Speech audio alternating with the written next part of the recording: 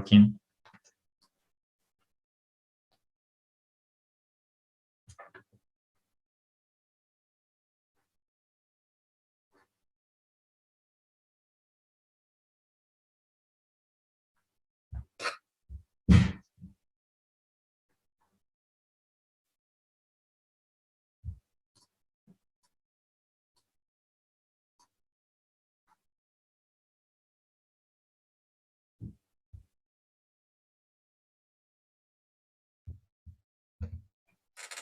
All All right, we're back. So we're going till 8 o'clock, right? Is that what you're saying? Yeah, we only have one hour, so Okay. we're live streaming right now. Hi, everyone. Hey, where's everybody? I don't see you. If you're able to type in the chat, we'd love to see where you are all coming from. Yeah. Oh, I see our friends Doug and Renee, I think, on here. So can we see the people on YouTube? Can we see them putting comments in? We'd have to get the link we'd to have to go to the link. The live stream. All right. Welcome, And everyone. also, any of the participants, feel free to put in Q&A questions, and we'll read them out during the live stream if they have any questions for Mr. Chu and Mr. Did the YouTube live stream already start? It It is. looks like it has started. So Okay. I'm going to pause it because it's going to be distracting. But yes, I can see it. I'm going to turn mine off just for streaming purposes, but certainly if Jeffrey's monitoring it, if there's any questions from the YouTube, he can throw it into the Q&A as well. If Jeffrey can copy and paste if there are any comments or questions on YouTube, he can. Yes, I would do. So yeah, you guys can stop the YouTube. Right. And please don't call us Mr. Chu and Ms. Lamb. Just call us Baldwin and Larissa. Okay. Yeah, we're not your teachers. Yeah. You don't have to call us auntie. You don't have to. No. Although your highness or your majesty, that's kind of all right. Oh, we already started live streaming in Zoom, but not on YouTube yet, right? No, we're on You're YouTube. on YouTube live. Wave to all your fans. Or you're going viral right now just because of that wave. Right. Everyone's gonna add. He's starting the countdown. Okay. Oh, countdown before we start. Okay. 10. This is so 9, exciting. ooh, 8, countdown. 7. Ooh, 6. Ooh. It's getting exciting. So exciting. Is there gonna be fireworks? Maybe. We'll see. Woo. Yeah.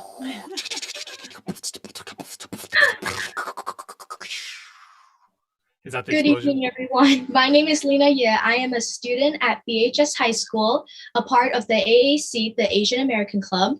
And tonight I will be one of your hosts for tonight's live Q&A. And hi, my name is Grace Oh, and I'm a junior at Lexington High School, and I'm part of the Chinese American Association of Lexington's AAPI Youth Volunteer Group. Welcome everyone here tonight.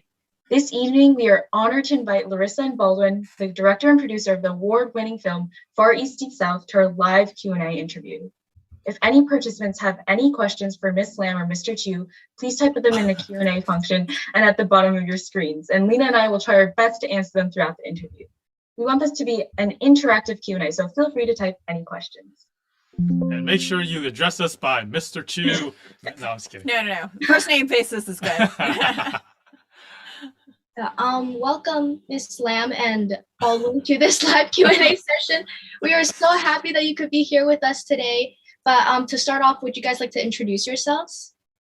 Sure. My name is Larissa Lamb, and I'm actually married to him, Baldwin Chu. So she's officially a Chu. Yes, legal. Oh, don't tell anyone. Yeah. Officially a Chu, professionally still Lamb, which is my maiden name. I was born and raised in Los Angeles area, and I of Chinese descent. My parents were both born in Shanghai, and even though my dad's Cantonese, long story, but that's this is about his story today.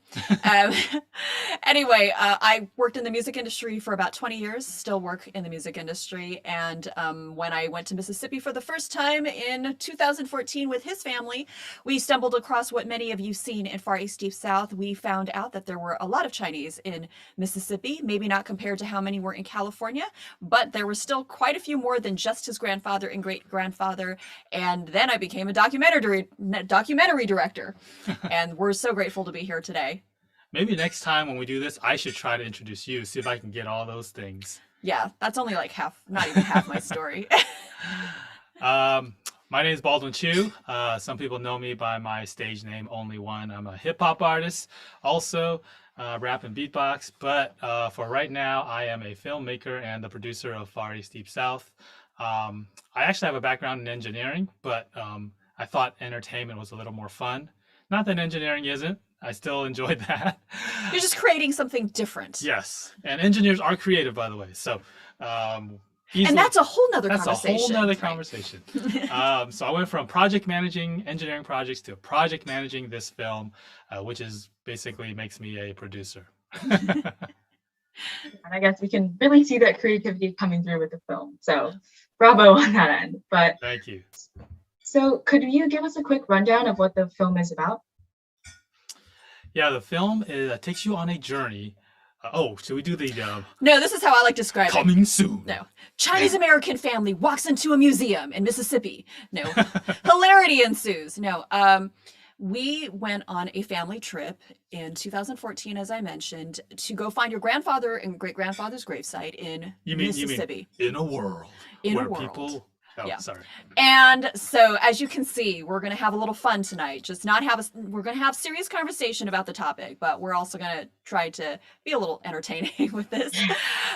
So we went to Mississippi, and I had no idea that there was this whole rich history of Chinese in Mississippi. When we walked into the museum, if you've seen our film, Your job was just to be babysitter. right. So that's how the journey started. And so we walked into the Mississippi Chinese Heritage Museum, which a lot of you saw in the film. And many of you may have had the same reaction as I did, is why is there a Chinese museum in the middle of Mississippi? And that's when I realized there had to have been a significant population with history to warrant a whole museum. And that's exactly what we discovered. And so that's what the film takes you on a journey on finding your roots, because you didn't know anything about your grandfather. Nope. And that's when she decided to make it into a film, after we discovered that, wow, there was so many things happening in the Mississippi Delta in the South that related to the early Chinese, especially when it came to how we got there, why we stayed there, how we were able to stay in that community, even during the Chinese exclusion and segregation era.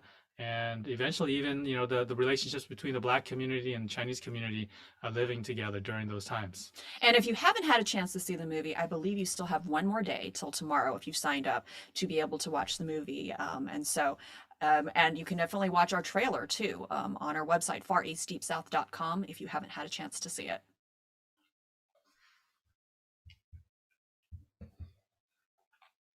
Nice. That's actually really cool of you guys to, it's actually a really cool discovery. It's just like, oh, one day just waltz into a museum. Next day I'm producing this like really cool movie about, my family's history. But we were wondering what inspired the both of you to produce/make the film Far East Deep South. Well, a lot of it really is growing up in California and not learning a whole lot about Asian American history.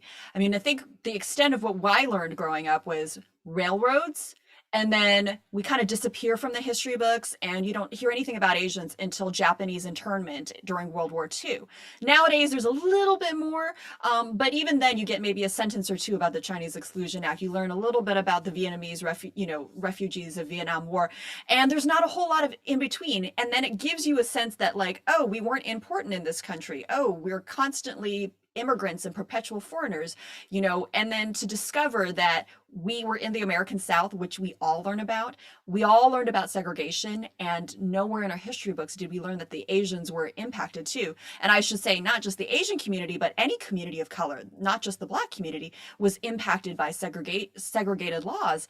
And so for me, I never liked history, to be honest. And I hope my history teacher isn't saying that, even though I took AP history and did really well. But I never felt a personal connection because I couldn't relate to, white guys in wigs during the Revolutionary War. And I didn't necessarily relate to the Black experience in the South, when we learn our history. And then now going to Mississippi, it all kind of came together. And I'm like, oh my gosh, we are part of this country and our histories do matter. We just don't know about it.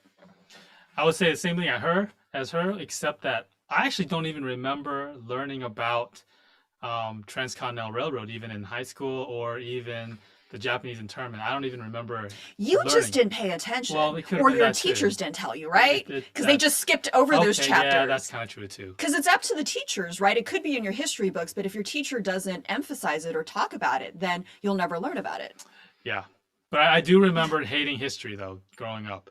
And I think it wasn't until this experience that I actually started to really love history. And it's the same thing like what Larissa said.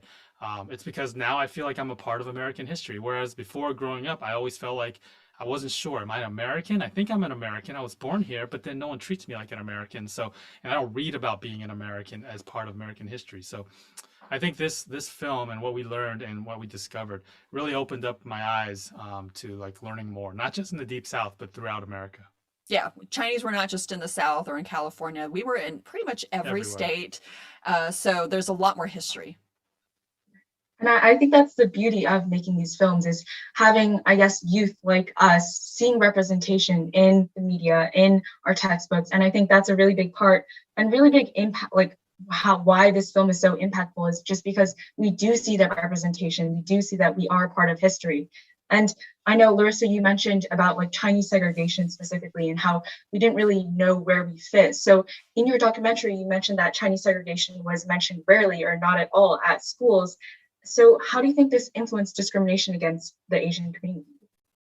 Well, I think, one, when people don't know that the Asian community has had a history of discrimination, and so segregation was one of it. We learned that Jim Crow laws often, many times applied to the Chinese community. You saw in our film personal testimonies for Chinese that are still living that had to go to a segregated one-room schoolhouse of all Chinese only. They not only couldn't go to white schools, they actually, in the state of Mississippi, they couldn't even go to Black schools in some areas. And so they had to have their own school. And of course, a lot of the other discrimination, like not being able to live in white neighborhoods, they had to live, with the Black community. They could not live in all the other neighborhoods or even own property and during certain periods of time. And then, of course, we don't mention the Chinese Exclusion Act, another discriminatory law, which again, if we don't learn about it, people might have this model minority myth, perception of our community, right? Like we're all a bunch of crazy rich Asians, like we're all good at math, we're all successful. And unfortunately, history doesn't show that. Even current statistics don't bear that out, that actually a fourth of the Asian American community is living below the poverty line. But we don't hear about that. We don't see that portrayed. And so important to learn about that, not to dwell on it or to continue to say we're victims, but to have perspective that, every people group that has come through this country as immigrants has gone through some hardship. And some people still go through those hardships even today. Yeah, and I would add just that with perception, growing up, I'm so glad that you guys are moderating this, because when I was in high school, I would never have even thought that something like this would be possible. In the film we talked a little bit about where me and my brother went to school in the outskirts of Sacramento, not really in even the city of Sacramento, which is the capital of California, but like a suburb.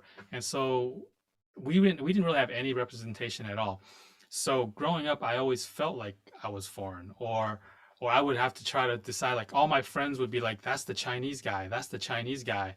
But I was always looking like, well, but I was born here in America just like all of you. So why am I the Chinese guy and why aren't you the African guy? Why aren't you the Russian guy? Why aren't you the German guy or the Mexican guy? Like they were all Americans, but I happened to be the only one that was the Chinese guy.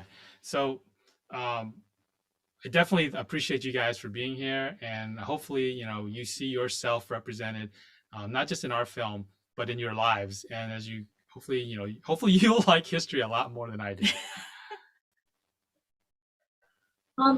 Actually, one thing that I thought was really interesting about the film was that during the film, you included that the Asian community was helping out the Black community during hard times. So we were wondering what exactly inspired you guys to include that relationship between the Black and Chinese communities that is so rarely seen today. Yeah, I think one of the things that was important to me, and I can speak for Baldwin in the sense that both of us have been blessed with a lot of friendship with members of the Black community. Some of the most important people in my life have been Black. And so it was very natural for us to wonder, when we see, stereotypical portrayals, of any ethnic minority, I don't automatically think if somebody is shown on TV or in the news as being Black and being a thief, I don't think, oh, all Black people are thieves, because that's not my experience. All my friends are not that way. But unfortunately, I know there's a segment of the population that does feel that way, or even within the, to look at ourselves in the mirror as an Asian community, unfortunately, sometimes there's a very narrow view that gets shown of the Black community, and that there are prejudices and misperceptions. And so for us, it was really important, I think, to show another side, and a historical side that most of us didn't know about, because most of the times in current times we think about the tensions, and especially growing up in LA. In fact, today is the anniversary of the LA riots, and we're actually, after this event, going to go to an event in commemorating that. And so growing up in LA, that was my lens, and yet my friendships didn't reflect that. And now learning about the history of the South, that there was a very friendly and a very respectful relationship between the Chinese and the Black community, is something I really wanted to show. Yeah, one of the first things I did when I was transitioning from engineering into filmmaking was was that the audience is smart enough to know when something is fake. And so as a filmmaker, we have to make things that are authentic. So for us to go into Mississippi and then start hearing stories from the Chinese community about how Chinese gave credit to the Black community and they all lived together, that was kind of one-sided. I wanted to really hear from the Black community. Is everything I'm hearing from these old Chinese people and historians and other people, is that true? Did we really help you? Or is there something else? So I think for us to have to go back to the Black community is our way of being authentic, and we had to show it in our film, because that's what happened. We didn't just put it in there to make it look good or look diverse. We put it in there because that's really what happened. The thing that we found out, though, it wasn't just, yes, the Chinese grocery store owners extended credit, but it wasn't that it was just to help the Black community. The Black community was helping the Chinese community at the same time, because we learned about the Chinese Exclusion now, and the Chinese Exclusion Act actually barred Chinese people from getting labor jobs. They really did not want Chinese getting labor jobs. So how are you going to work? How are you going to make money? Well, fortunately, Black people still had the opportunity to do labor, so they were able to earn money in that way. How was the Chinese people able to do that? They weren't able to. So they had to heavily rely on the entire Black community to be able to be their customers and to be on their side and to even develop relationships. Yeah, because, Chinese were not necessarily welcomed in white neighborhoods, as we mentioned, not just for living, but even for doing business. So basically, this film is not just about representing the Asian community, but more like humanity as a whole. Yeah, I like how you said that. I like how you said that. And I think part of it is we don't live in isolation, right? If you're living in Boston area, Lexington, Belmont, your family might be Asian, but your neighbors are not necessarily Asian. The people that you work with or go to school are not necessarily all Asian. And same thing within the South is a lot of times I think the Asian American community, especially when we talk about histories, we tend to focus on just our side of the story, which is understandable because we know our side of the story, but we don't live in isolation. And for us, and this is our approach to even why we want this film and this history to integrate it into American history, is because, again, we're part of the larger story. It's not just Chinese American history or Asian American history. history. It is American history. And we interacted with Black community, we interacted with the white community. And even if those interactions were unfriendly sometimes with the white community, like that all needs to be shown. And we wanted to see, I mean, thankfully in some cases, there were some very nice white people that apparently respected your grandfather. But we also know as a large segment of society, the people that probably didn't want to talk to us, that did resent those people and communities of color, because this is, again, pre-civil rights era. That is also fair to show. In our experience, we wanted to show all the history as much as we could. I think we live in a world and in a country where we at least have a hope that we can try to learn from the past and make something better in the future. So we hope that by pointing out some of the things that have not been shared previously in our history, the stories that have been hidden, we hope that these stories will not simply just bring out sadness or darker times, but we hope that the reality of it shows that, like you said, this is a human issue, and humans have feelings, humans have sensitivities, humans go through suffering. And I think we can, if you look at just how we are as people, we grow together better when we realize that we suffered together. It doesn't mean that we want to continue to suffer forever, but relationships happen, relationships grow because we find commonality in the ways we've suffered together. But what really brings us to the future is us finding ways to celebrate and succeed together at the same time. And I think right now there's just too much in society where we're trying to succeed on our own. We're trying not to bring people in with us. We're not trying to extend ourselves to other people.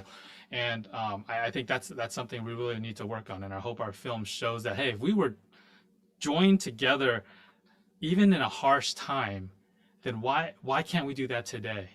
Yeah, and I think it develops greater empathy if we have a better understanding of not just our own story, but how the other stories of others around us, are impacted. Right. And I think that's a really important message, is just to really build that relationality between all of us. And I think that's really reflected through, just seeing throughout the film how different people just came up to you and were like, hey, actually, we know your grandfather, is really cool. Just seeing how someone that you don't even know can contact you and really help you find your grandfather and find your lineage. And I was looking through the chat, and I think Tracy asked a really great question about talking more about about the emotional journey as you learned about your family's history and what that meant to you. Well, definitely emotions were pretty high during the discovery and the making of the film. My dad, didn't usually show his emotions. In fact, He's a man of few words. Yeah, in fact, I think you heard my brother tell you that he's never seen my dad cry before. Or Not something? until we went to the museum, and for spoiler alert for those of you who haven't seen it, we found a very significant Bible in the museum. And I think I've only seen my dad cry once when he had a message that his mom had passed away in Hong Kong. So when we went back to Mississippi, I think this is why in the film where you see my dad saying his feelings were mixed, because he had to go through his entire life believing and just coming to grips with his family and his own family that he was probably abandoned, and that his father didn't love him or didn't want him, and that he simply came to America, to this land of opportunity, this mountain of gold, so that he can live this great life in America and leave his whole family back in China to suffer. And I think he had to just kind of come to terms with that. And now that he's in America, he wanted to just forget all that stuff and just kind of get those opportunities for him and his family as well. When we discovered this in Mississippi and we started digging things out, he started to have to recall things in his past that he spent a lifetime trying to block. And, it's decades of pain. And I think it was something that was really revealing to Baldwin. Sorry, I'm speaking for you now. Okay. That is revealing to you. Right.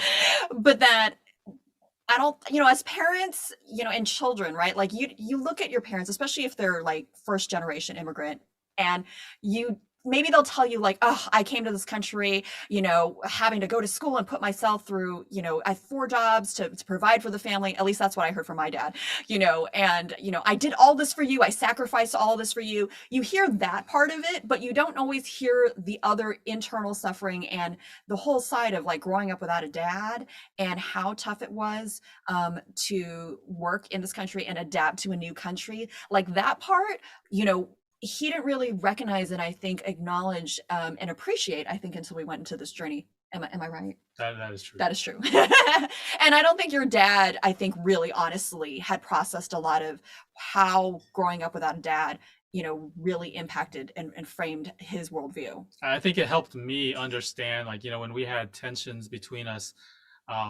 it helped me realize that, like, you know, my dad never had a role model of how to be a dad.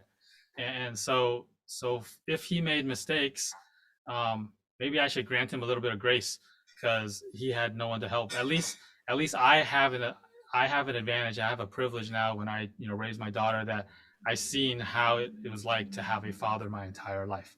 It's something that he didn't have. So I think, you know, those things have really brought me and my dad together, you know, a lot better these days. Yeah, I think that's actually very relatable to many people in the Asian community, you know, because there's actually, I think you mentioned in your film, right, that there were a lot of other people who were in history, but they never got to find out about their background. Is that true? Yeah. And actually, it was probably like really hard for your father to open up at the beginning and for everyone to, you know, when they first came together.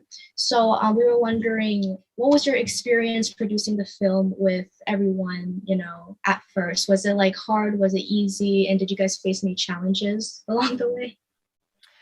Well, Yeah. well, regarding his dad, we didn't really tell him. I mean, when we first went to Mississippi, we didn't know we were making a movie. We were just going on a family trip, and just like every family, you got your phones, you just take video of your family vacation. And so that's why you see some shaky footage. And I mean, we literally like ran out of like camera space. We had a nice camera, but we only brought one chip for memory because we didn't know we were going to find that much stuff, and we had to go run out to like a local Walgreens to go get hey, do you guys extra have SD cards?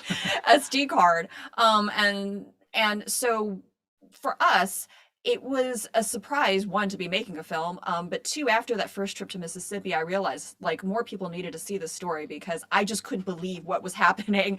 And hopefully when you've seen the film too, like you're feeling the way I felt was like, how in the world are we finding all these people? How are we finding this information? We had nothing. And we ended up discovering and meeting all these people. And, you know, it just was surprise after surprise. And so that part was easy in a sense because it kind of all fell into place. The hard part was at some point we had too much information, and especially with the history, because we went from knowing like nothing, I mean, just in society, in education, and then personally, to learning so much history that we wanted to cram all of it in. And so we weren't able to do that and really kind of parsing what the most important storyline was, which is his father's experience through this. And so everything that we told in the story had to kind of connect to his family. Otherwise, we basically had to throw it out. And it's like bonus features on the DVDs, which some of your libraries, by the way, have, in case you want to check those out to watch the bonus features and my director's commentary, if you like to hear me talk. Especially if you like to hear her talk. I turned that part off. I'm just kidding. Oh yeah. Oh, what I was gonna say, I forgot to say, like with your dad, like he didn't know we were making a movie, and so when we decided we were going to make a longer movie, in a sense, we didn't completely tell him. He kind of knew, but I couldn't bring a whole film crew. That was a bit of a challenge. That was what you wanted to do. You wanted well, to bring I wanted a film to crew. do because I wanted to look nice and everything. But and I was like, he's not gonna do it. And I knew that he would be spooked because he's a very private person. And so there's a lot of footage actually in our final film that I never intended to use in our final film because it was just a conversation between me and him. You know, when he's flipping through the photo albums on the table, you know, in the dining room, that was never originally supposed to go in the movie. That was just me just to find out what are these photos. But it became such an important part of the storytelling that I included it. To show how private he is, all the scenes that you see in the film with my dad during the interview, I was not there. It was so private that I was not allowed in the room. Well, with his single his sit down, his solo interview. sit down interviews. So Larissa did all those interviews by herself. I got kicked out, because every time I tried to ask him something, he didn't want to talk to me about it, right? So Larissa kicked me out. So everything you guys learned and heard from that scene, all those scenes of him speaking, that was the first time I learned about his past as well, when I was going through all the footage after she was done. When your father heard that you guys were making this documentary, how did he feel about it at first?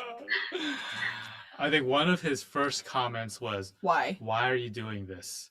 Like, why are you putting this out there? I thought this was just going to be a family video for ourselves. He kept saying, like, I'm not wealthy, I'm not famous, why do people care about me? But I think those are the exact reasons why people care, because people relate to him. He is your everyman. And I think there is, unfortunately, this tendency, I'm gonna call my own people out, in the Chinese community especially, to kind of lift up those who have status, right? Like that's a thing in our culture. And for him, I think, he was thinking, I am nobody. I'm not an official. I'm not I'm not, anybody famous. Why? I'm not a leader. And it's because he is that person that could be your father, your uncle, your brother, your dad. And that's why I think people gravitate towards him. And just his story is remarkable. So when we showed the film to him for the first time, like we didn't show him any of the previous cuts. We had like 20 or 30 previous revisions. And it wasn't until we were fully done that we finally said, okay, Dad, you could watch this. And then I think we both sat while we were watching him watch the film. So I was so scared movie. He was going to go, we're like watching why are you showing me crying so much? Right? Please don't let people see this. And then I had this conversation with him afterwards, because he was like, really, why do you have to do this? And he liked the movie. Let's just say he did like the movie. He was crying the whole time. So I sat down with him finally one time, and I was like, look, Dad, you think that we're putting you out there, but really this movie is not just about you. It's not about you. It's about something bigger than you. It's about our entire community. It's about American history. It's about how we treat each other as, well, like you said, humanity, as humans. And you need to see that this film is not just going to be about us. This film is going to be bigger, and this film has to affect more people so that we can come together. And we had this constant talk about it, and then he finally looked at me, and he just gave me this look, and he goes, okay. And that was it. And so he's been a strong supporter ever since we did He's watched the film probably about like 30 or 40 times. Maybe. He cries every single time. Yeah. Oh, really? Wow. Oh my God. Yeah, I sometimes wonder, like, I didn't know if it was going to be like reliving, the painful memories to watch the film, but I think it's in some ways very cathartic for him.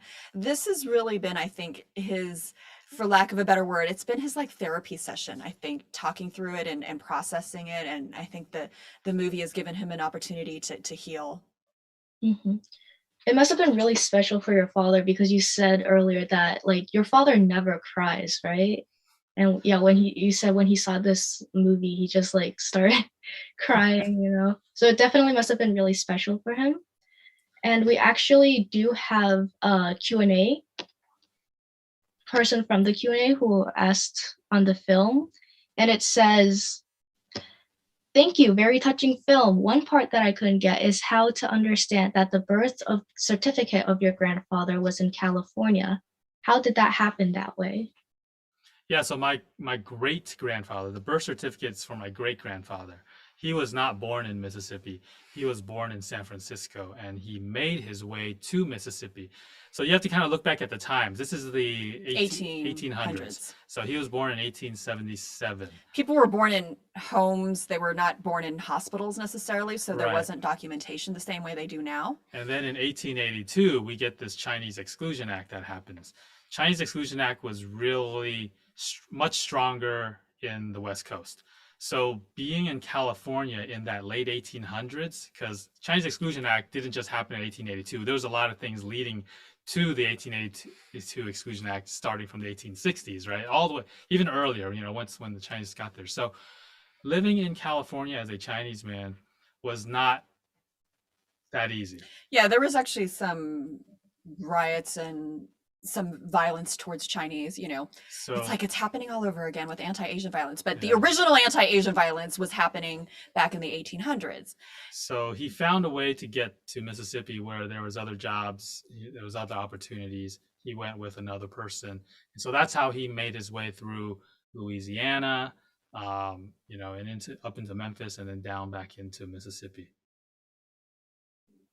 Yeah, I think that's a really good point, is just the way in which history sometimes history repeats itself. And one of the things about having the film is that we can really highlight what history is so that we don't repeat those same offenses so that we don't repeat those same offenses in the current day. And also, Baldwin, you mentioned that you were a famous rapper and actor and hip hop artist. So we were wondering how your background as a hip hop artist affected the style of the production of the documentary. Well, we had to throw in one of my songs. Yeah, so I rap in Chinese in that Chinatown scene. Yeah, that's Oh, him I remember rapping. that. That was good. We actually had an earlier cut where we actually talked a little bit more about this tension that me and my dad had, because He loves hip hop. yeah, right. No, I he grew doesn't. up playing violin or viola. He really liked the classical. He's like, that's real music. But then I was like really listening to hip hop. So there was this tension in our household about rap music and what's real music and stuff like that. And there was this tension growing up. It was basically, he didn't understand who I was as an American young kid growing up.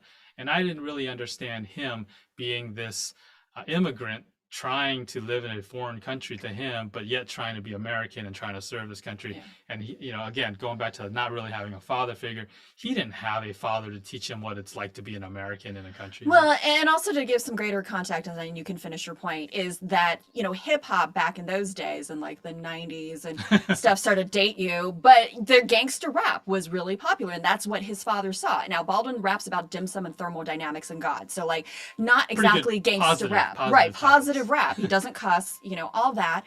And, his dad just, again, stereotyped. And if you actually really know the history of hip hop, it actually isn't even rooted in gangster rap. It is really more of a political movement, coming out. And so it's more of a free of expression and a very intellectual expression as it is. But, he didn't understand that. So he just labeled it as, oh, no, you're not going to be a gangster.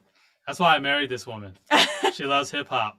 Like, if you didn't like rap music, I'm not marrying you. So again, that's the importance of history, not just about like Asian American history, but even history of music. Sorry, I'll stop with my ethnomusicology lesson here. I tried Go. I tried to convince my dad, though, that rap music actually originated in China with the Peking opera, because it's rhythm with poetry, with performance, and had political messages, which is kind of like the Yeah. beginning of hip hop. I think almost every culture has some type of spoken word, form, art form.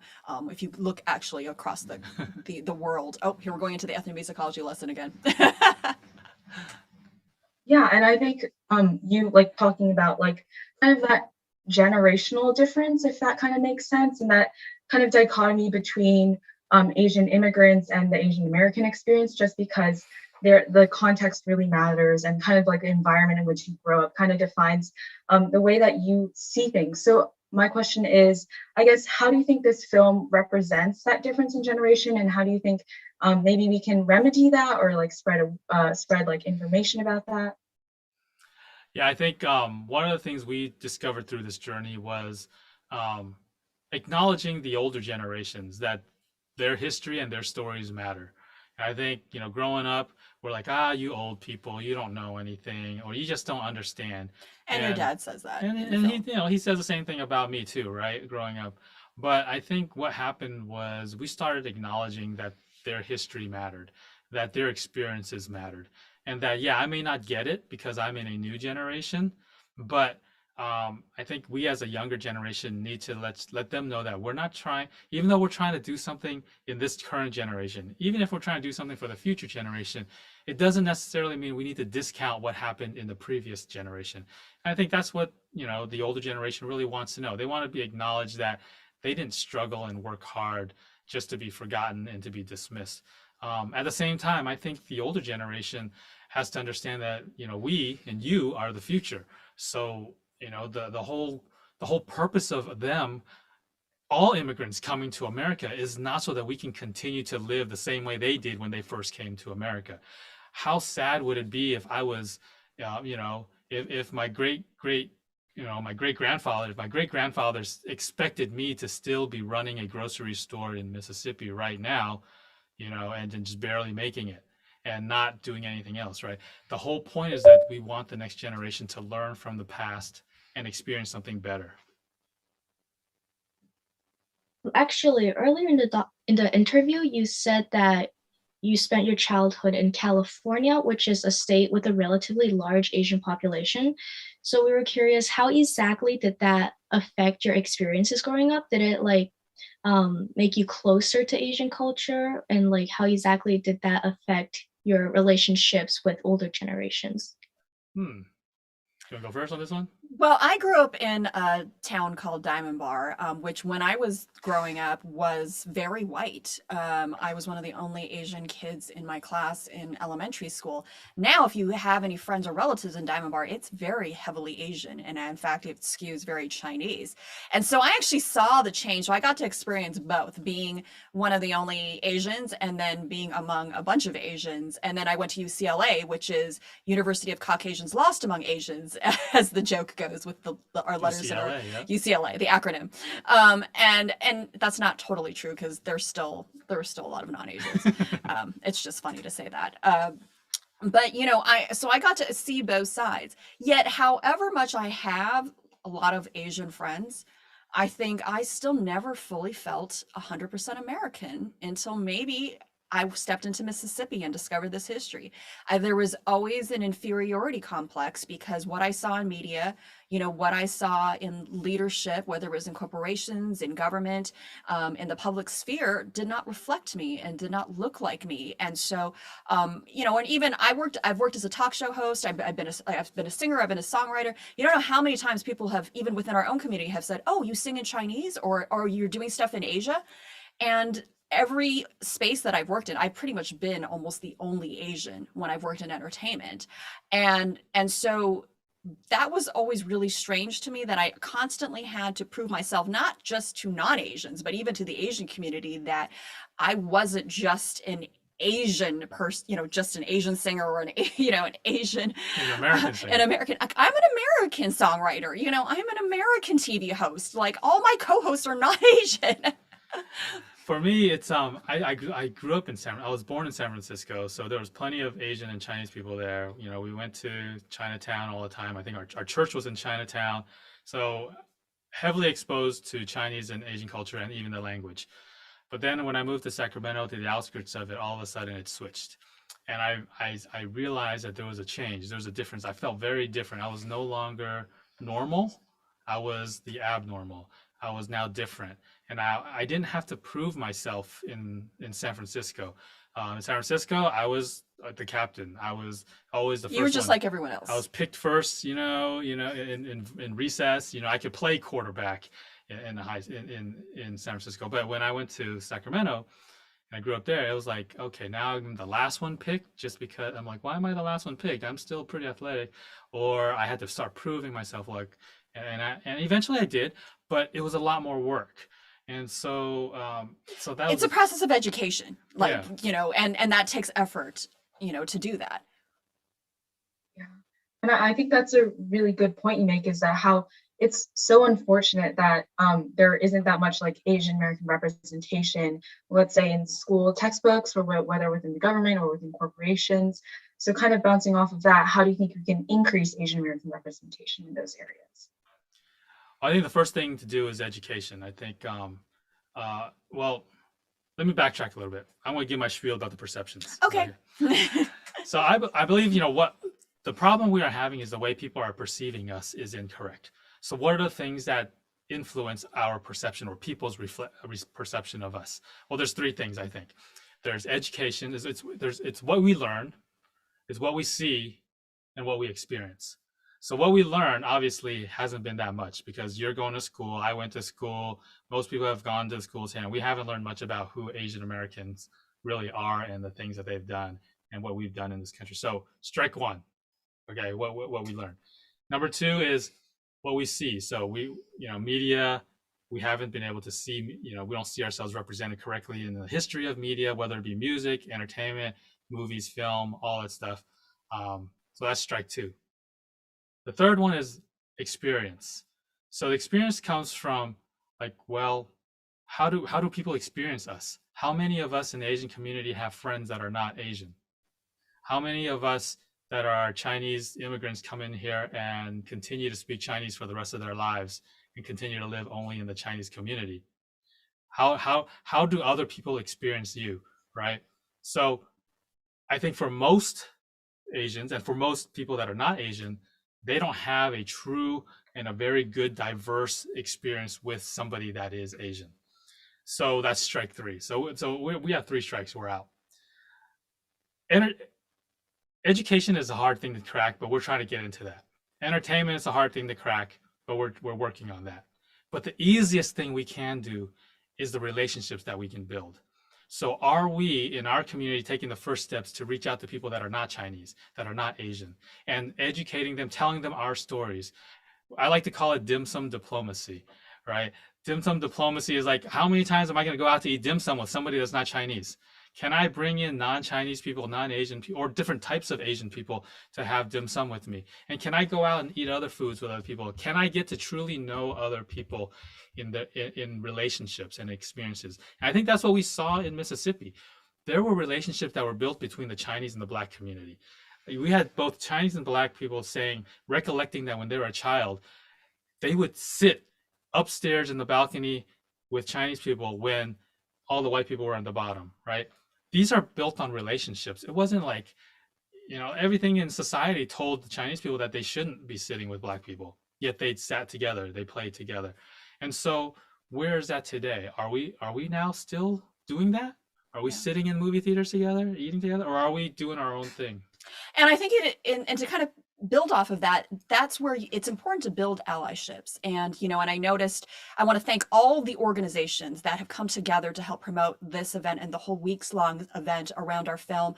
It's remarkable working with all the different Belmont groups. I know Lexington had a bunch of groups, and, I know one of the groups was an African-American group that, was promoting this film. And I think that's important where, those in the Asian community are reaching out to those outside the Asian community and partnering in events and seeing the intersections and inviting each other into each other's spaces. And that doesn't happen enough, where sometimes we do a Chinese New Year celebration and it's just for us, but it's important to invite the rest of the community to a lot of what we are, experiencing personally, but as a culture as a whole, because that's the only way that they're going to learn. Because if we're not learning it in books, as Baldwin says, or in, media, thankfully there is a movement in entertainment, we're part of that. Thankfully, that is helping to increase that and helping to increase diverse stories.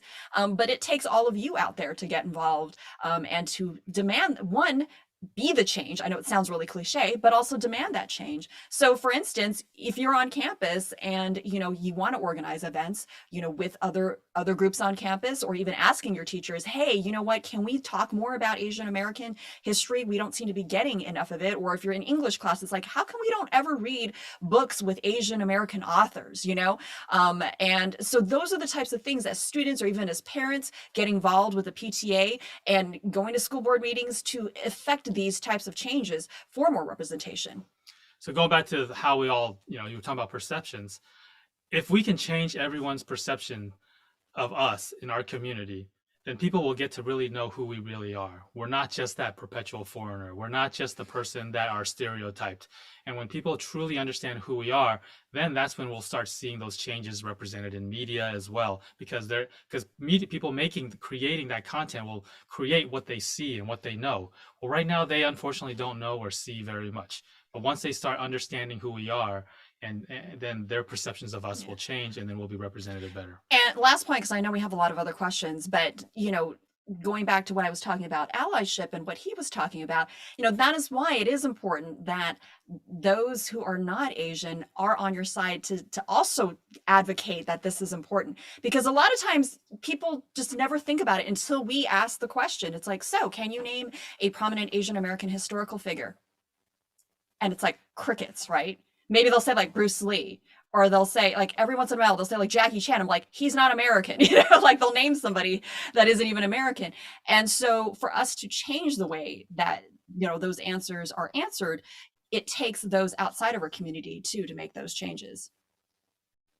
Actually, and speaking of education, when I watched this film, it was really an eye opener for me because before, like, I had heard of the Chinese Exclusion Act and like a few other events with Chinese and US history, but I really never got into like detail because schools really never mentioned it. So when I watched the film, I was like, oh, like all of these things happened and I never knew it, So we were wondering, what do you guys think have been the biggest impact of the film so far? I think one of the biggest thing is that I think people are starting to understand that there are consequences to the things that our country has done.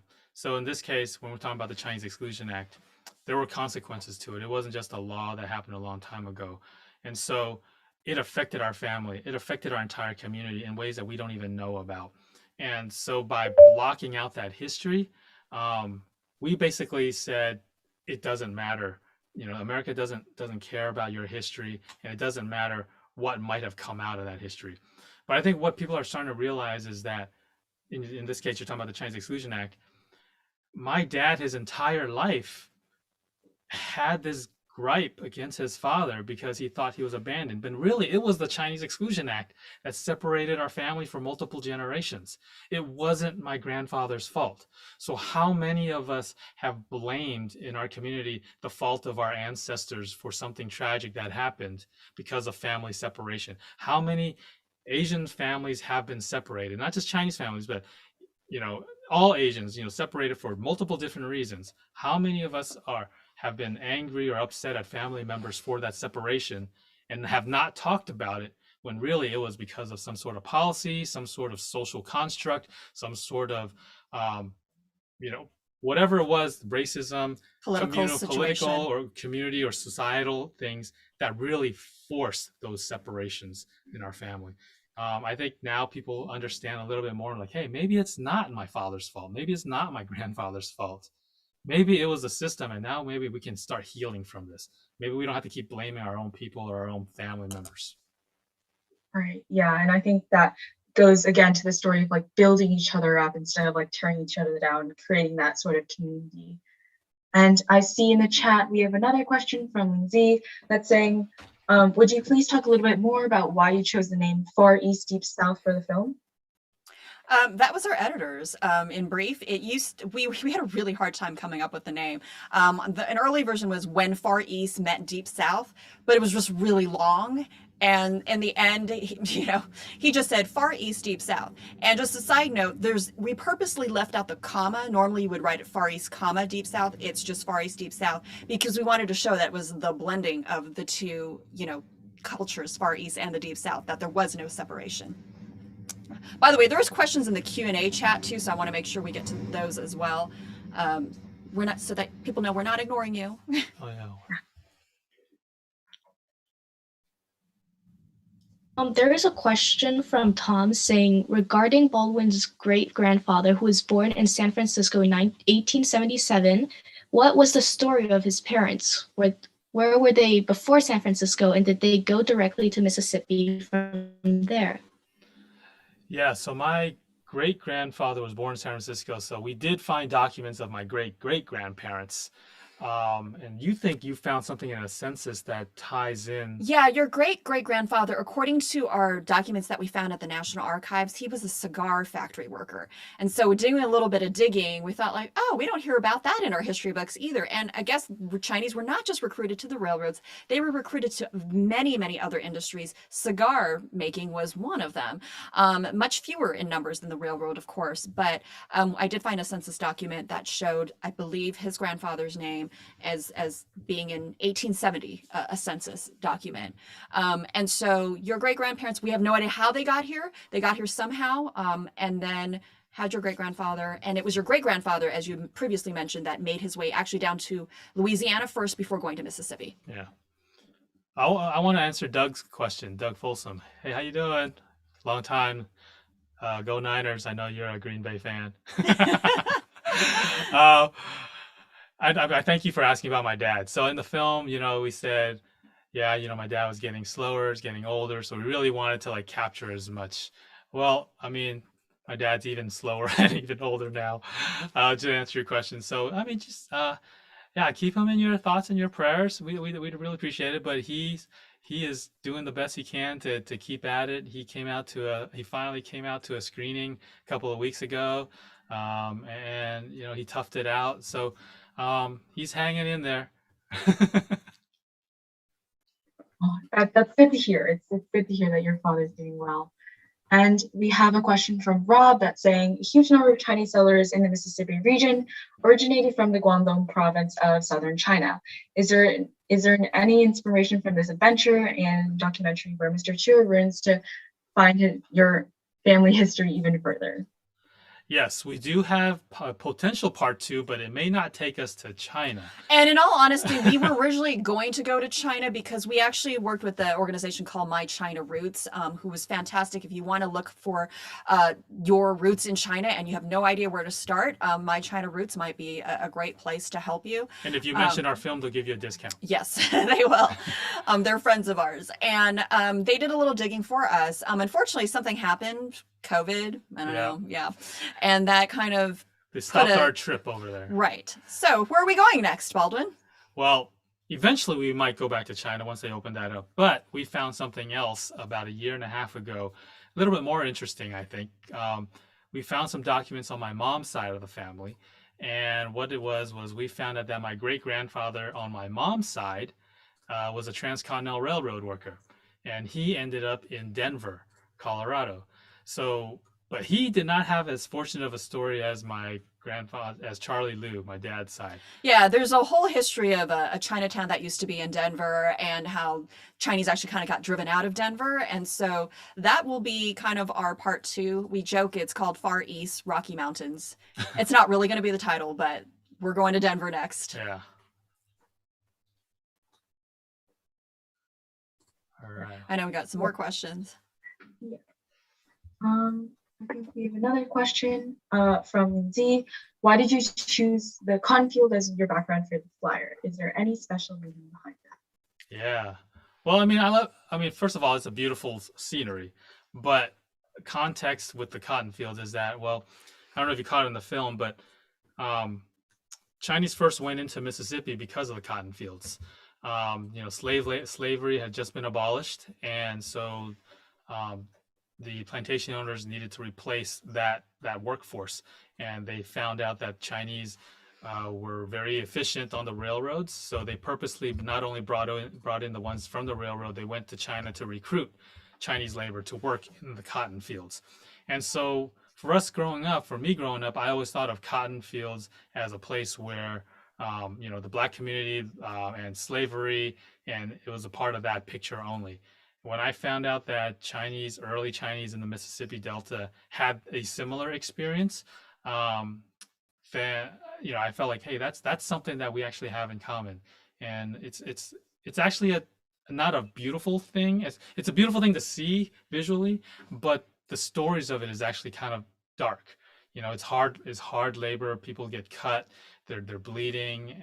People have died. And they are large. If you've never been to a plantation, and you can see, I mean, you see only part of it, the Baldwin standing in there, but it is just so large. You can understand why they needed so much labor. And so in that beauty is hidden such darkness and ugliness and blood, sweat, and tears. Yeah. Yeah. We actually have one more question from Alabama, and he asked, if you want one thing about Asian American history to be taught in schools in depth, what would it be? Just one thing? My gosh. Okay, so wow, so can I maybe more than one? Yeah, well, actually it's a lot of things that we just yeah, I mean, selfishly, I'm definitely saying kind of the story, it's kind of a broad topic, but like the impact and the history of the Chinese in different regions of the country, really, as opposed to saying like, we want a chapter just on, Chinese railroad workers, or we just want one about the Vietnamese experience in the South. I mean, I think all of those experiences in the country integrated into American history, I think is, for me, the most important part, as opposed to just picking out just one chapter to go into depth. I really want to see more of an integrated approach to teaching American history. You might have a different answer. This is a hard one.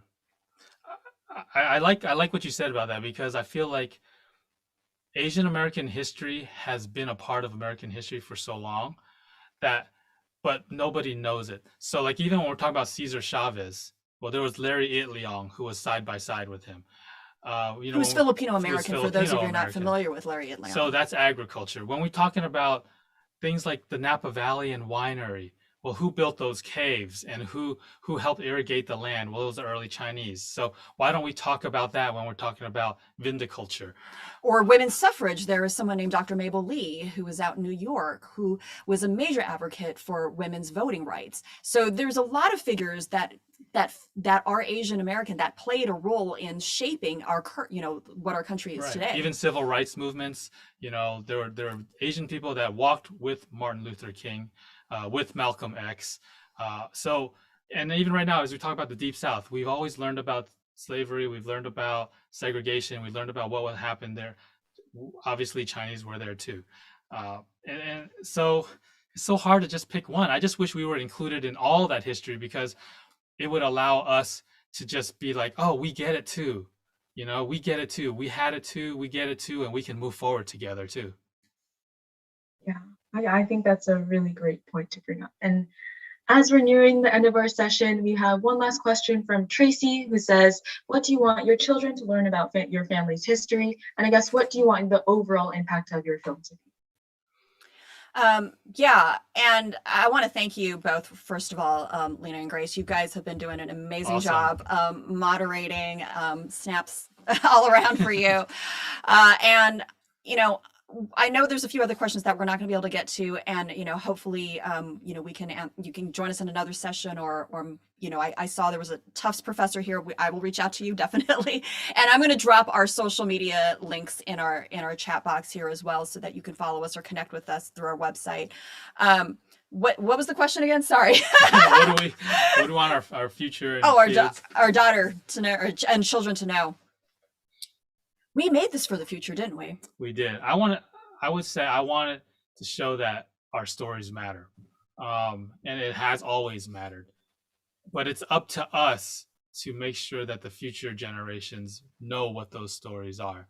So we're making a very strong concerted effort to make sure that our daughter does learn history, learns that we are a part of history, but not just our history. We love it that she learns about Black history and Latino history and all the other histories too, right? Because that's a part of American history. But we definitely want her to understand that being Asian is not something she should be ashamed of.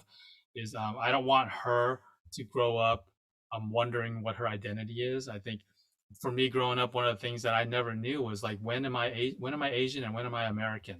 Am I Chinese or am I American? Who considers me Chinese and who doesn't consider me Chinese? And do I have to pick? I don't want my daughter or the future generations or your generation to ever have to answer that question for yourself. And I want people to always accept you as, yes, you can be both. You can be American, fully American, with a great history in whatever ethnic background you are. But you are fully American and you're fully something else too. And it's okay. And it's beautiful that way.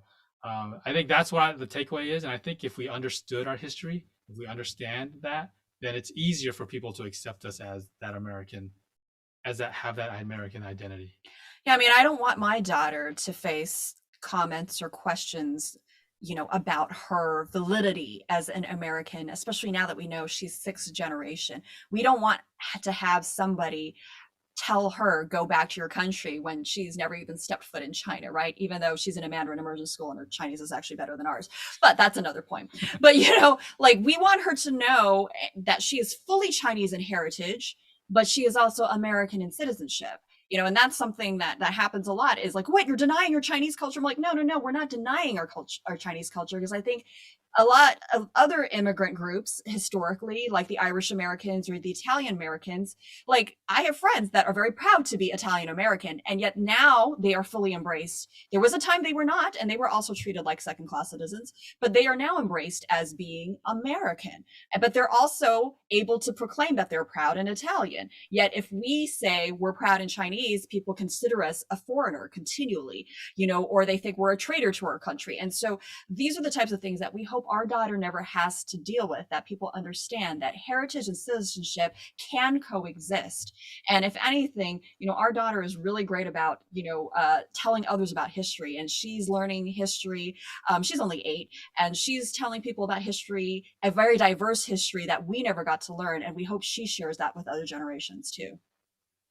Yeah, and that's an amazing message to pass on to the future generations. And I think that's really one of the major impacts of this film, and why it's so important that people do watch and do learn about Asian representation and Asian history. So we want to thank you so much for taking the time to talk with us. And I bet you've inspired many of our viewers today. And I know personally, I've learned a lot from the film. I've really been inspired by both of you. So to end it off, Larissa and Baldwin, is there anything you'd like to share with the audience before we end today's session?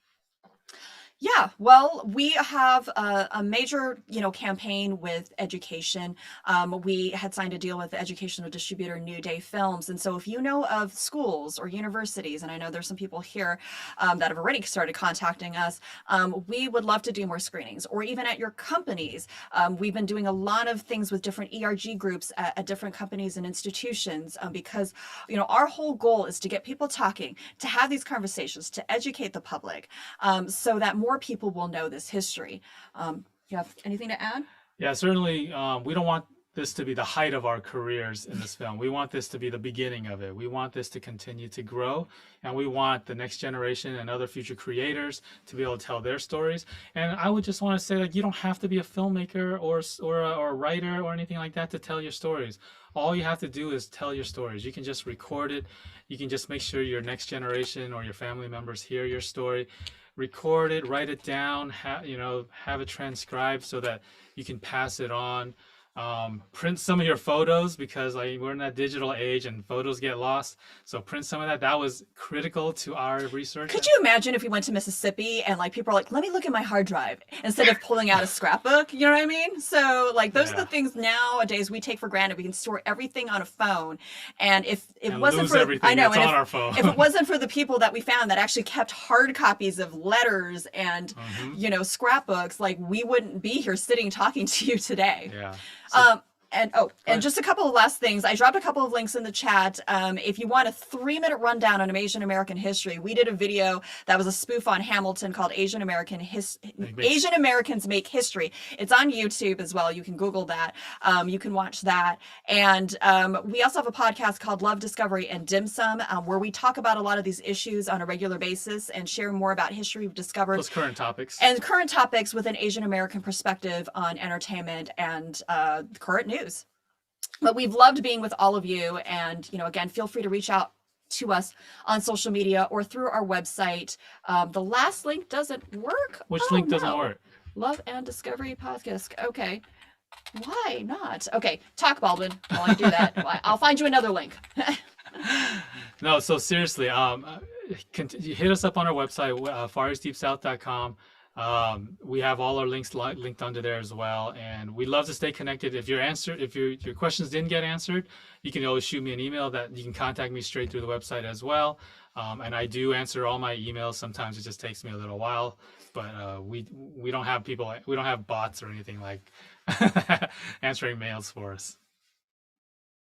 Well, that's it for today's interview. Thank you everyone so much for watching, and thank you again, Larissa and Baldwin, for taking the time to talk with us today.